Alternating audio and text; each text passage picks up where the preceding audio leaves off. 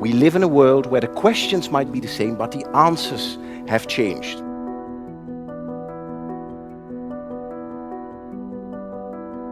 If you want to have results that you've never had before, you need to start doing things you've never done before.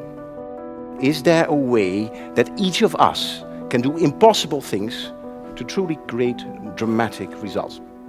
And the good news is that the answer to that question is yes.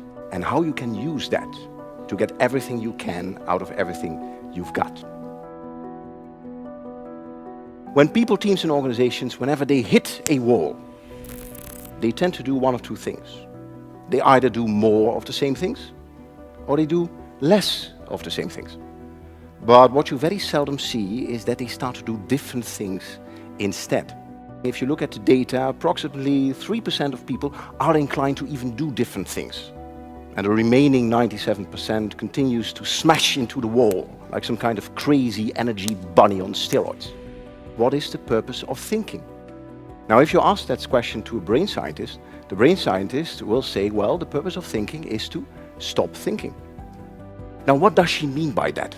Well, here's the thing. Thinking is a high energy activity. It takes a lot of energy to think. Whenever we think, we try to think as short as possible, and then we return to automatic pilot. Over 95% of our life we run on automatic pilot.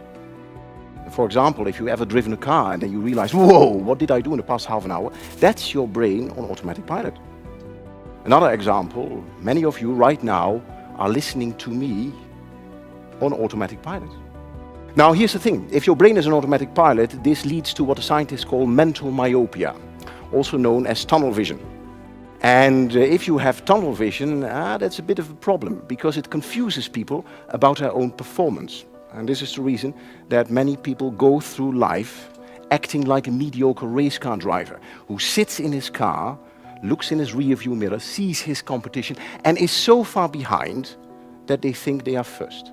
In other words, ladies and gentlemen, we tend to think inside the box, and the box is a very good metaphor here. But this is what you need to know. The box in which we think is actually very, very small. And if you take a closer look at your industry or professional field, you also think inside a very small box. And the boundaries of this box, they are called industry standards or industry norms. The word norm is an abbreviation for normal. In other words, if you do what everyone else is doing, you get the results that everyone else is getting, and those are normal results. So the key question is, of course, how can you kick yourself out the box? Out this very small box of your industry and professional field and move to the happy place.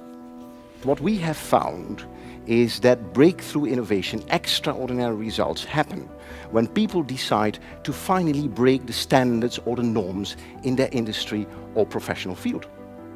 For example, if you want to become a taxi driver in London, you need to know the entire city by heart. And this is called the knowledge. And you can imagine it takes years to get the knowledge in your head. And that's a bit of a problem if you want to rapidly expand your taxi business. So they ask themselves a question. How can we rapidly expand our taxi business while at the same time employing taxi drivers who do not know anything about the city of London? And then they came up with a very ingenious solution. What they said is, well, actually, then we make two kinds of taxis. One is a normal taxi, and the other taxi has a big sign on it which says, the driver of this vehicle does not know anything about the city of London, but loves to get directions from you. And that's a brilliant solution because this attracted those people who lived in London, knew the city very well. Brilliant! Now, ladies and gentlemen, this sounds like a very cute story.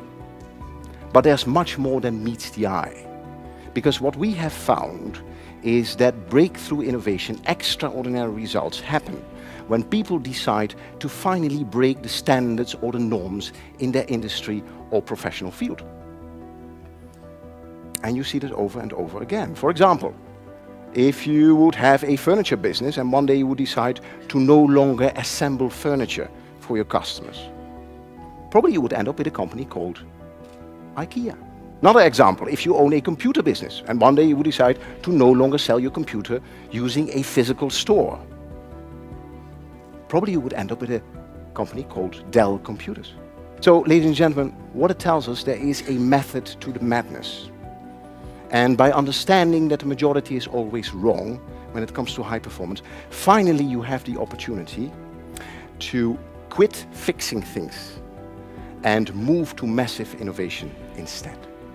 The Roman Emperor Marcus Aurelius once said that the object of life is not to side with the majority, but the object of life is to escape finding oneself joining the ranks of the clinically insane.